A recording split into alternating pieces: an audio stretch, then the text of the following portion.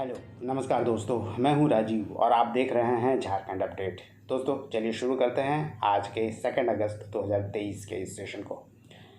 और आज के इस सेशन में हम लोग देखने वाले हैं झारखंड से related current affairs descriptive form में, कुछ प्रश्नों को वन लाइनर्स फॉर्म में भी देखेंगे। सेशन में एक अभ्यास प्रश्न भी होगा जिसका जवाब आप कमेंट में दे सकते हैं। और सेशन के अंत में झारखंड से रिलेटेड कुछ ट्रेडिशनल अफेयर्स के प्रश्नों को भी हम देखेंगे। दोस्तों इस सेशन का PDF मैं अवेलेबल करा दूंगा टेलीग्राम चैनल पे। अगर आपने ज्वाइन नहीं किया है तो ज्वाइन कर लीजिए, आपको लिंक डिस्क्रिप्शन में मिल जाएगा। तो आइए शुरुआत करते हैं इस सेशन को और शुरू करते हैं पिछले वीडियो में पूछे गए अभ्यास प्रश्न से। और यह अभ्यास प्रश्न था, झारखंड का कौन सा विधानसभा सीट वर्तमान में रिक्त है जहां जल्द ही उपचुनाव कराया जाना है। ऑप्शन ए डुमरी विधानसभा, ऑप्शन बी जुगसलाई विधानसभा, ऑप्शन सी मधुपुर विधानसभा अथवा ऑप्शन डी रामगढ़ विधानसभा। इसका सही उत्तर है दोस्तों option A Dumri Vidhan Sabha seat वर्तमान में रिक्त है, क्योंकि डुमरी विधानसभा के विधायक रहे जगन्नाथ महतो, जो झारखंड में मंत्री भी थे, उनका निधन हो गया है, जिसके कारण डुमरी विधानसभा सीट वर्तमान में रिक्त है जहां उपचुनाव कराया जाना है। आइए इसके बारे में जान लेते हैं। दोस्तों आपको बता दें कि झारखंड के शिक्षा मंत्री थे जगन्नाथ महतो, जिनका असमय निधन हो गया था चेन्नई में 6 अप्रैल 2023 को। उसके बाद से ही यह सीट रिक्त है जहां अब उपचुनाव कराया जाना है। आपको बता दें कि जगन्नाथ महतो पहले ऐसे विधायक थे जो डुमरी विधानसभा से लगातार 4 बार विधायक रहे हैं। और वह झारखंड में स्कूली शिक्षा एवं साक्षरता विभाग के अलावा उत्पाद एवं मद्य निषेध विभाग के भी मंत्री थे। उनके निधन के बाद उनकी पत्नी बेबी देवी को झारखंड में मंत्री बनाया गया है। आपको बता दें कि वर्तमान में बेबी देवी कहीं से भी विधायक नहीं है, अतः उन्हें 6 महीना के अंदर विधायक बनना आवश्यक है। और यह आर्टिकल 164(4) के अनुसार 164(4) कहता है संविधान के आर्टिकल 164(4) कि एक व्यक्ति बिना विधानमंडल के सदस्य रहे 6 महीने तक मंत्री बना रह सकता है, परंतु 6 महीना के अंदर अगर वह विधानसभा का या विधानमंडल का सदस्य नहीं बनता है तो उसे मंत्रिमंडल से हटा दिया जाएगा, उसे त्यागपत्र देना होगा। और निर्वाचन नियमावली के अनुसार 6 महीना के अंदर उपचुनाव कराना भी आवश्यक है। और जगन्नाथ महतो के निधन के बाद 6 महीना के अंदर अब जल्द ही इसका चुनाव करा लिया जाएगा। दोस्तों चलिए आगे बढ़ते हैं और अब झारखंड से रिलेटेड करंट अफेयर्स के हाल में घटे कुछ घटनाओं को देखेंगे और कुछ इम्पॉर्टेंट टॉपिक से करंट अफेयर्स को देखने वाले हैं। और आज का पहला प्रश्न है, झारखंड के किस राजनीतिज्ञ को भाजपा का राष्ट्रीय उपाध्यक्ष बनाया गया है। Option A Annapurna Devi, option B Arjun Munda, option C Babulal Marandi अथवा ऑप्शन डी रघुवर दास। इसका सही उत्तर है दोस्तों ऑप्शन डी रघुवर दास को उपाध्यक्ष बनाया गया है भाजपा का, और पहले भी उन्हें एक बार राष्ट्रीय उपाध्यक्ष बनाया जा चुका है। आइए इसे हम डिटेल में जानते हैं। आपको बता दें कि झारखंड से 2 नेताओं को, रघुवर दास और आशा लकड़ा को बीजेपी के केंद्रीय टीम में शामिल किया गया है। पूर्व मुख्यमंत्री रघुवर दास को राष्ट्रीय उपाध्यक्ष बनाया गया है, जबकि रांची के मेयर आशा लकड़ा को पार्टी में राष्ट्रीय सचिव का दर्जा दिया गया है, यानी उन्हें राष्ट्रीय सचिव बनाया गया है। आइए अब आगे बढ़ते हैं और देखते हैं रघुवर दास और डॉक्टर आशा लकड़ा के बारे में सेपरेटली। रघुवर दास की बात करें तो इनका जन्म छत्तीसगढ़ में हुआ था 1955 में 3 मई को। पहली बार वह विधायक बने थे 1995 में जमशेदपुर पूर्व विधानसभा क्षेत्र से, जो कि पूर्वी सिंहभूम जिले का एक विधानसभा क्षेत्र है जिसका नाम है पूर्व जमशेदपुर या जमशेदपुर पूर्व। और यहाँ से ये लगातार 5 बार विधायक रहे हैं। 2009 से 10 तक वो उप मुख्यमंत्री भी रहे, जब JMM के साथ गठबंधन में सरकार बनी थी। उसके बाद 10वें मुख्यमंत्री के रूप में उन्होंने शपथ ली थी झारखंड में 2014 में, और 2014 से 19 तक लगातार 5 वर्षों तक वो मुख्यमंत्री रहे हैं झारखंड के। अतः 5 वर्ष का कार्यकाल पूरा करने वाले भी वे झारखंड के पहले मुख्यमंत्री बन गए हैं। इसके अलावा झारखंड के पहले गैर आदिवासी मुख्यमंत्री भी रघुवर दास हैं और प्रथम मंत्रिमंडल में भी वह सदस्य थे। यानी झारखंड गठन के बाद बाबूलाल मरांडी के नेतृत्व में जब पहली बार सरकार बनी थी तो उसमें भी वे श्रम नियोजन एवं प्रशिक्षण मंत्री थे। वहीं डॉक्टर आशा लकड़ा की बात करें तो वह एक महिला नेत्री है और भाजपा की नेत्री है और वर्तमान में रांची की मेयर है और 2 बार वो रांची की मेयर रह चुकी है।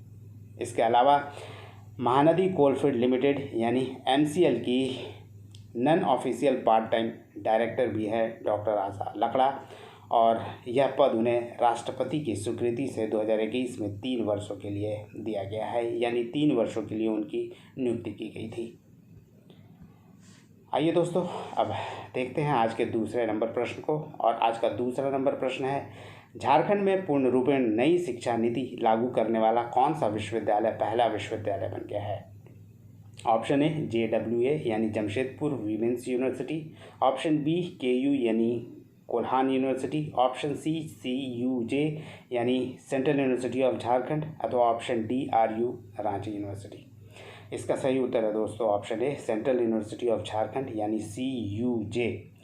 झारखंड में पूर्ण रूपेण नई शिक्षा नीति को लागू करने वाला पहला विश्वविद्यालय बन गया है। आइए इसके बारे में हम लोग जानते हैं। सेंट्रल यूनिवर्सिटी ऑफ झारखंड नई शिक्षा नीति को पूर्ण रूप से लागू करने वाला राज्य का पहला विश्वविद्यालय बन गया है। आपको बता दें कि भारत का जो नया शिक्षा नीति है उसे 29 जुलाई 2020 को देश भर में लागू किया गया था और नई शिक्षा नीति को लागू करने का उद्देश्य है देश भर में स्कूल से लेकर विश्वविद्यालय तक के संपूर्ण शिक्षा व्यवस्था में आधारभूत आमूलचूल परिवर्तन लाना। इसके अलावा आपको बता दें कि नेशनल एजुकेशन पॉलिसी लागू करने वाला रांची यूनिवर्सिटी राज्य का पहला विश्वविद्यालय भी है। यानी दोस्तों ये दोनों में डिफरेंस यह है कि रांची यूनिवर्सिटी NEP लागू करने वाला पहला विश्वविद्यालय है, बल्कि पूर्ण रूप से NEP लागू करने वाला पहला विश्वविद्यालय CUJ है यानी सेंट्रल यूनिवर्सिटी ऑफ झारखंड। वर्तमान में दोनों के कुलपति की बात करें तो CUJ के कुलपति हैं डॉक्टर क्षिति भूषण दास, जबकि रांची यूनिवर्सिटी के वर्तमान में कुलपति हैं डॉक्टर अजीत कुमार सिन्हा। आज का तीसरा नंबर प्रश्न है, झारखंड में मुख्यमंत्री पशुधन विकास योजना की शुरुआत कर दी गई है। योजना के तहत सरकार की ओर से कितने प्रतिशत तक सब्सिडी का भी निर्धारण किया गया है? ऑप्शन ए 10 से 50%, ऑप्शन बी 25 से 50%, ऑप्शन सी 50 से 90% अथवा ऑप्शन डी 90 से 100%। दोस्तों इस प्रश्न का सही उत्तर है ऑप्शन सी 50 से 90% तक सब्सिडी दी जाएगी इस योजना के तहत। आइए दोस्तों इसके बारे में भी डिटेल में जानते हैं। झारखंड में मुख्यमंत्री पशुधन विकास योजना की शुरुआत की गई है। इसका उद्देश्य है झारखंड के किसानों की आय को बढ़ाना। झारखंड सरकार ने मुख्य रूप से गोपालन, बकरी पालन, मुर्गी पालन और बतख पालन आदि को इस योजना में शामिल किया है। योजना के तहत सरकार की ओर से 50% से 90% तक सब्सिडी किसानों को दी जाएगी। राज्य में किसानों, विधवा महिलाओं, विकलांग आदि को भी इसका लाभ दिया जाएगा। कृषि पशुपालन एवं सहकारिता विभाग ने इस योजना के तहत किसानों को बकरा, बकरी, सूकर, कुक्कुट और बतख के चूजे उपलब्ध कराने की प्रक्रिया भी शुरू कर दी गई है और इसके तहत 1,29,339 लाभुकों का भी चयन कर लिया गया है, जिन्हें इस योजना का लाभ प्रथम चरण में दिया जाएगा। आइए देखते हैं चौथे नंबर प्रश्न को। और आज का चौथा नंबर प्रश्न है, जमशेदपुर में लगने वाला देश का पहला हाइड्रोजन ईंधन उद्योग को इंडस्ट्रियल पॉलिसी 2021 के तहत निम्नलिखित में से किस प्रोजेक्ट में शामिल किया गया है? Option A super mega project, option B mega project, option C small project अथवा ऑप्शन डी माइक्रो प्रोजेक्ट। इसका सही उत्तर है दोस्तों ऑप्शन बी। झारखंड के इंडस्ट्रियल पॉलिसी 2021 के अनुसार मेगा प्रोजेक्ट में इस हाइड्रोजन इंजन के उद्योग के प्रोजेक्ट को शामिल किया गया है। आइए इसके बारे में डिटेल में जान लेते हैं। जमशेदपुर में देश का पहला हाइड्रोजन इंजन उद्योग लगाया जाएगा। आपको बता दें कि विश्व का पहला हाइड्रोजन ईंधन उद्योग जर्मनी में लगाया गया है और जमशेदपुर में झारखंड का या भारत में पहला हाइड्रोजन ईंधन उद्योग जमशेदपुर में लगाया जाएगा।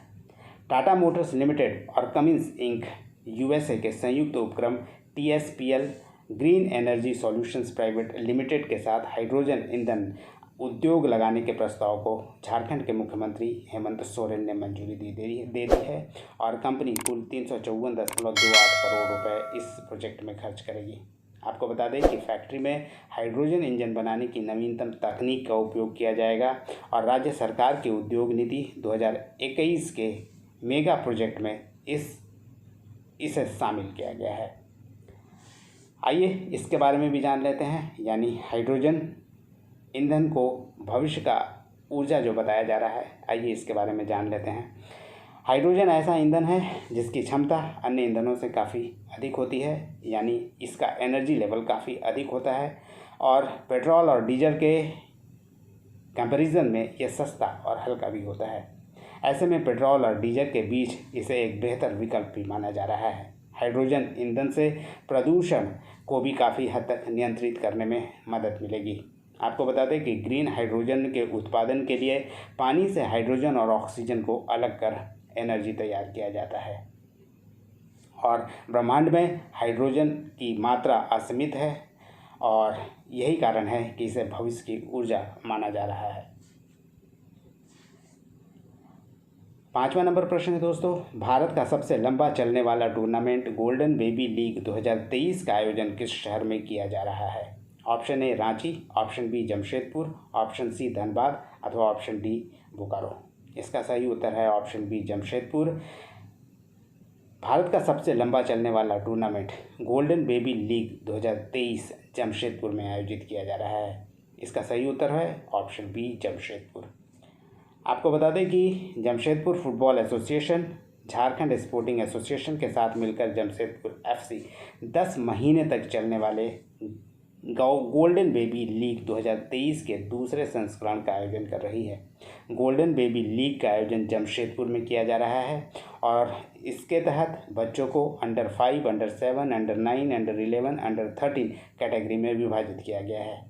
10 महीनों तक चलने वाला यह टूर्नामेंट हर रविवार को सुबह JRD टाटा स्पोर्ट्स कॉम्प्लेक्स के आर्चरी ग्राउंड में आयोजित किया जा रहा है। Jamshedpur golden baby league Bharat का सबसे लंबा चलने वाला टूर्नामेंट है। आइए दोस्तों आगे बढ़ते हैं और अब देखते हैं वन लाइनर्स के फॉर्म में कुछ करंट अफेयर्स को, और इसके तहत आज हम कुछ इम्पॉर्टेंट एब्रीविएशन देखने वाले हैं। और आज का पहला एब्रीविएशन है शाज का फुल फॉर्म क्या है? वो दोस्तों बता दें कि शाज SHAJ इसका फुल फॉर्म है state highway authority of Jharkhand. इन दिनों state highway authority of Jharkhand और NHAI यानी national highway authority of India road का निर्माण झारखंड में तेज़ी से कर रहा है। इस कारण शाज और NHAI दोनों चर्चा में है। साझा की बात करें तो SAJHA का फुल फॉर्म क्या है? इसका उत्तर है स्पोर्ट्स अथॉरिटी ऑफ झारखंड, यानी स्पोर्ट्स की देखरेख करने वाला एक ऑर्गेनाइजेशन। जिस तरह भारत में स्पोर्ट्स अथॉरिटी ऑफ इंडिया यानी SAI है, उसी के तर्ज पर स्पोर्ट्स अथॉरिटी ऑफ झारखंड का निर्माण किया गया है। तीसरा एब्रीविएशन है APGL का फुल फॉर्म क्या है? इसका फुल फॉर्म है अडानी पावर लिमिटेड झारखंड। जैसा कि दोस्तों आपको पता है, गोड्डा में अडानी पावर लिमिटेड का 1600 मेगावाट यूनिट 1600 मेगावाट का 2 यूनिट अडानी पावर लिमिटेड का शुरू हो गया है मोतिया गांव में, इस कारण ये चर्चा में है। नेक्स्ट एब्रीविएशन है रेल। आपको बता दें कि रेल का फुल फॉर्म है regular assessment for improved learning. आपको बता दें कि कोडरमा के DC आदित्य रंजन ने रेल प्रोजेक्ट शुरू किया था कोडरमा में, जिसके तहत छात्रों को रेगुलर असेसमेंट के तहत शिक्षा दी जाती है, यानी उसका लगातार असेसमेंट किया जाता है और इसका रिजल्ट भी कोडरमा ज़िले को मिला है। आपको बता दें कि इसका रिजल्ट ये हुआ है कि झारखंड का सबसे अच्छा ज़िला 10th और 12th में रिजल्ट करने में रहा है, यानी सबसे अच्छा रिजल्ट कोडरमा ज़िला का रहा है, चाहे 10th की बात करें या 12th की। अगला प्रश्न है ODOP का फुल फॉर्म क्या है। इसका फुल फॉर्म है दोस्तों वन डिस्ट्रिक्ट वन प्रोडक्ट, यानी झारखंड में हर डिस्ट्रिक्ट में एक उत्पाद को पहचान दिलाई जाएगी अंतर्राष्ट्रीय स्तर पर। इसके लिए ODOP चलाया जा रहा है झारखंड में, और यह देश का यानी राष्ट्रीय योजना है एक, और हर ज़िले में एक विशेष प्रोजेक्ट को प्रमोट किया जा रहा है इस ODOP योजना के तहत। अगला एब्रीविएशन है HEMS, यानी HEMS। इसका फुल फॉर्म है हेलीकॉप्टर इमरजेंसी मेडिकल सर्विस। आपको बता दें कि इसे मुख्यमंत्री झारखंड के हेमंत सोरेन ने हाल ही में लॉन्च किया, और इसके पहले झारखंड के मुख्यमंत्री हेमंत सोरेन ने एयर एम्बुलेंस की भी शुरुआत की 7 शहरों में। इसके अलावा 2 बोट एम्बुलेंस भी शुरुआत की गई थी, और अब हेलीकॉप्टर इमरजेंसी मेडिकल सर्विस की शुरुआत झारखंड में की गई है। इसलिए HEMS का फुल फॉर्म इम्पॉर्टेंट हो जाता है, क्योंकि ये भी अभी चर्चा में है। आइए दोस्तों, अब बारी है अभ्यास प्रश्न की, और आज का अभ्यास प्रश्न है मुख्यमंत्री हेमंत सोरेन ने खतियानी जोहार यात्रा की शुरुआत किस जिले से की है। Option A Dumka, option B Garhwa, option C Ranchi, अथवा ऑप्शन D खूंटी। दोस्तों, इसका जवाब आप कमेंट में कर सकते हैं। आइए अब आगे बढ़ते हैं, देखते हैं अब स्टैटिक जीके के कुछ प्रश्नों को, और इसके तहत आज का पहला प्रश्न है झारखंड के निम्न धरातलीय स्वरूपों में किसका आकार त्रिभुजाकार है, यानी ट्रायंगुलर है। ऑप्शन A पाट क्षेत्र, ऑप्शन B रांची पठार, ऑप्शन C हजारीबाग पठार, अथवा ऑप्शन D निचला नदी घाटी। इसका सही उत्तर है दोस्तों ऑप्शन A। ऑप्शन A पाट क्षेत्र की बात करें तो इसका जो आकार है वो त्रिभुजाकार है, कुछ इस तरह का। आइए इसके बारे में हम जानते हैं। झारखंड का धरातलीय स्वरूप जो है वह विभाजन किया गया है पाट क्षेत्र, रांची का पठार, हजारीबाग का पठार और राजमहल की पहाड़ियों के अलावा मैदानी क्षेत्र के रूप में। इसमें पाट क्षेत्र का आकार त्रिभुजाकार है और झारखंड में सबसे ऊंचा भी है। इसका शीर्ष दक्षिण में तथा आधार उत्तर में है। आपको बता दें कि पाट क्षेत्र झारखंड का सबसे ऊंचा भूभाग है। अगर झारखंड में पारसनाथ पहाड़ी को छोड़ दिया जाए तो सबसे ऊंचा भूभाग पाट क्षेत्र का है, और यह है नेतरहाट, और पाट क्षेत्र तो सबसे ऊंचा है ही।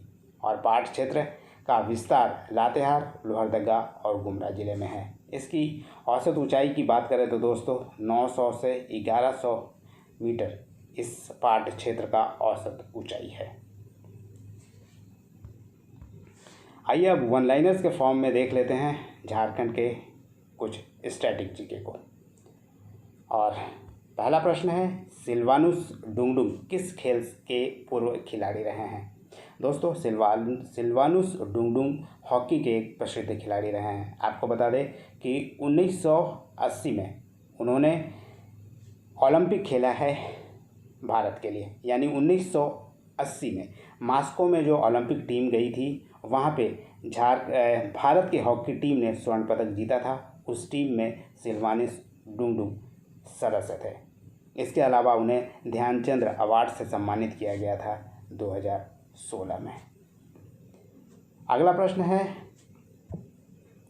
झारखंड में मनरेगा के लिए पहली लोक अदालत कब लगाई गई थी। इसका उत्तर है 2009। झारखंड में और या कहें कि देश में भी पहली लोक अदालत मनरेगा के तहत लगाई गई थी 2009 में झारखंड में। आपको बता दें इसका आयोजन किया गया था झारखंड के लोहरदगा में, सॉरी दोस्तों, लोहरदगा नहीं, लातेहार में किया गया था। लातेहार जिला में 2009 में मनरेगा के तहत पहली लोक अदालत लगाई गई थी। इसमें हाईकोर्ट के जज भी शामिल हुए थे। अगला प्रश्न है छोटा नागपुर का पठार राज्य के कुल भूभाग का कितना प्रतिशत क्षेत्र घेरे हुए है। इसका उत्तर है 47.8%। यानी झारखंड में छोटा नागपुर पठार के क्षेत्र की बात करें तो झारखंड के कुल भूभाग का 47.8% भाग छोटा नागपुर पठार का है। वैसे छोटा नागपुर पठार की बात करें तो कुल 5 राज्यों में यह फैला हुआ है। झारखंड के अलावा झारखंड के जो पड़ोसी राज्य हैं जैसे वेस्ट बंगाल, बिहार, छत्तीसगढ़ और उड़ीसा, इन क्षेत्रों में भी छोटा नागपुर का पठार फैला हुआ है, परंतु झारखंड में सबसे ज़्यादा है 47.8%, यानी झारखंड के कुल भूभाग का 47.8% है। और इसका विस्तार सबसे ज़्यादा झारखंड में है। और पूरे छोटा नागपुर के पठार की बात करें, यानी 5 राज्यों को मिलाकर, तो कुल इसका क्षेत्रफल है 65,000 स्क्वायर किलोमीटर, 65,000 स्क्वायर किलोमीटर कुल छोटा नागपुर के पठार का एरिया है। अगला प्रश्न है दोस्तों, भारत का प्रथम तांबा उद्योग किस वर्ष स्थापित किया गया था? इसका सही उत्तर है 1924 में झारखंड में तांबा उद्योग स्थापित किया गया था और इसकी स्थापना की गई थी घाटशिला में। और इसके अलावा आपको बता दें कि यह भारतीय तांबा निगम के नियंत्रण में कार्य करने वाला उद्योग है और मूसाबनी में इसका खनन किया जाता है। झारखंड में ही पूर्वी सिंहभूम जिले में इसका खनन किया जाता है, जो मूसाबनी ब्लॉक में स्थित है। और 2024 से ही यहाँ भी खनन का कार्य शुरू हुआ था मूसाबनी में तांबा का। और अगला प्रश्न है, जेई ग्रास का फुल फॉर्म क्या है? दोस्तों आपको बता दें कि जेई ग्रास का फुल फॉर्म है Jharkhand online government receipt system. आपको बता दें कि झारखंड सरकार का यह एक वेबसाइट है जिसके तहत टैक्स का भुगतान आप कर सकते हैं झारखंड सरकार को। यह था दोस्तों आज का सेशन, उम्मीद करता हूँ पसंद आया होगा। धन्यवाद, फिर मिलते हैं नेक्स्ट सेशन में, तब तक जुड़े रहिए झारखंड अपडेट के साथ। धन्यवाद।